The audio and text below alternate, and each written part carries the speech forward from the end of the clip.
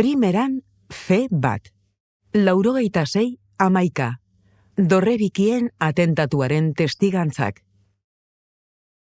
Denboran atzera eginda, kronika historiografikoan badira mende geldoak, mende epelak. 100 urte igarota ere, egun bakarra pasa ez dela diruditen aldiak. Baina era berean, badira instant bakarrean, segundo bakarrean mende oso bat iraultzen duten egunak. Eta horietako bat izan zen, 2001ko irailaren 11, aro global berri baten egun sentia. Bai, New Yorkera joko dugu zuzenean, atentatuen lekuko izan zen lagun bat agurtu behar dugulako, Guillermo Zengotita Bengoa. 31 urte zituen egun hartan, aholkularitza bulego baten ari zen lanean, Metropolian. Une hartan, zertan ari zinen, non harrapatu zintuen atentatuak? Egun normala zen, joan nintzen lanera, ez nuen telebista piztu ez ezer, orduan metro hartu, ni Manhattanen bizi nintzen orduan, eta gora hartu neban ordu erdi metroa, heldu nintzen bulegora, eta goratzen dut joan nintzen gora, nirekin dan egiten zuen mutiko batekin hitz egin nuen galdetu zelan gauzak, eta esan zidan zer, ez dakizu zer gertatu den, eta nik enekien. Orduan lehiora eraman ninduen, eta lehiotik kanpora begiratzen, dorre biak zuten ikusi nituen, ez? Orduan, momentu hortan nire lehenko pentsarmena izan zen, istripuren bat gertatu da, ez? Ze ezin nuen pentsaba orain erasoren bat izango zenik. Baina gero, hasi nintzen pentsatzen zer da, orduan nire emaztea Wall Streeten lan egiten zuen, da bezan nuen berarekin hitz egin behar dut. Eta lortu zenuen emaztearekin hitz egitea, Guillermo, hori lasaitua?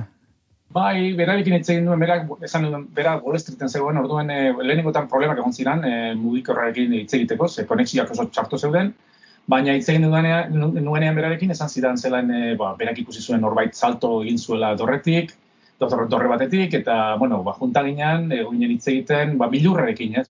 Nik gainea zerogune hori, World Trade Center hori nahiko ondo ezagutzen nuen, egunero joaten nintzen bertara, han neukalako bulegoa, lanera justu Dorrebikien azpian geratzen zen metro horretan jaisten nintzen hori izan azkeneko parada.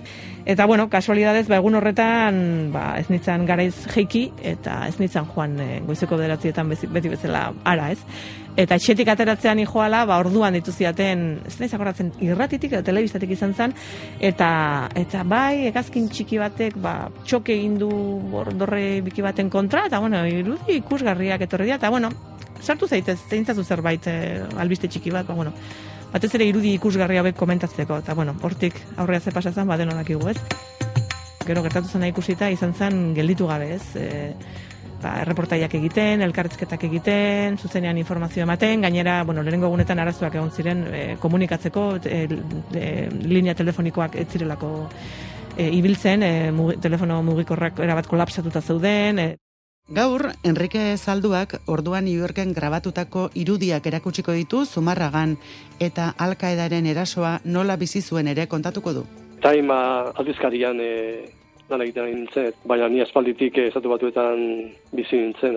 Bilera bat geneukan eta ikusi genuen telebistan abioi bat horren kontra pentsatu nuen istripua izan zela. Nik ez nuen ikusi abioia, entzun genuen, ez da? Nik pentsatu nuen abio txiki bat izan zen edo avioneta bat edo. Bigarren abioia hori ikusi nuen, momentu honetan argia zen atentua edo atakea izan zela. Aurreko astean Osama Bin Ladenen azal bat atera genuen, numero bat edo, eta Time ere pixka bat Estatu Batuetako simboloa bat da, ezta?